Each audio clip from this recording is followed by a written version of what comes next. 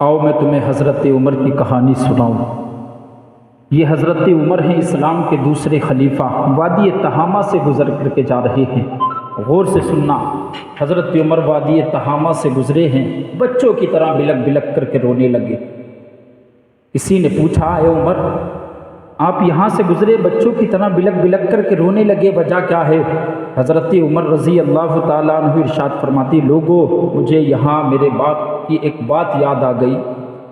ایک زمانہ تھا جب میں نے اسلام کو قبول نہیں کیا تھا، مذہب اسلام کی آغوش میں نہیں آیا تھا، اسلام کی دولت میرے حصے میں نہیں آئی تھی، یہاں میں اونٹ چرا رہا تھا۔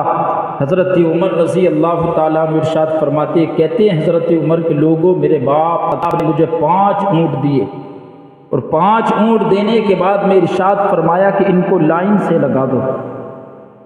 حضرت عمر کہتے ہیں کہ میں ایک اونٹ کو لائن سے لگاتا، ایک بدک جاتا، ایک کو لگاتا دوسرا نکل جاتا، کافی مشقت میں کرتا رہا، مگر مجھ سے وہ 5 اونٹ لائن سے نہیں لگے۔ میرے باپ خطاب نے بہت مارا اور کہنے لگے کہ ایک عربی کا بیٹا ہوتے ہوئے تجھ سے 5 اونٹ لائن سے نہیں لگ رہے ہیں۔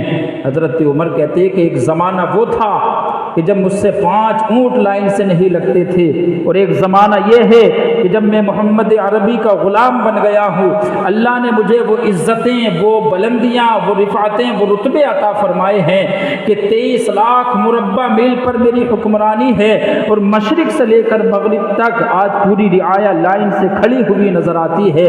یہ سب محمد عربی کا صدقہ ہے۔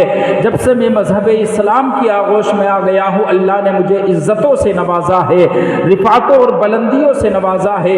رب ارشاد فرماتا ہے، اے ایمان والو، مکمل طور پہ اسلام میں داخل ہو جاؤ، اگر تم سچے مسلمان بن جاؤ گے تو عزتیں تمہارے قدم چومتی نظر آئیں گی، بلندیاں تمہارے قدم چومتی نظر آئیں گی۔ اقبال نے کہا تھا کہ محمد سے وفا تو نے تو ہم تیرے ہیں، یہ جہاں چیز ہے کیا لوح و قلم تیرے ہیں۔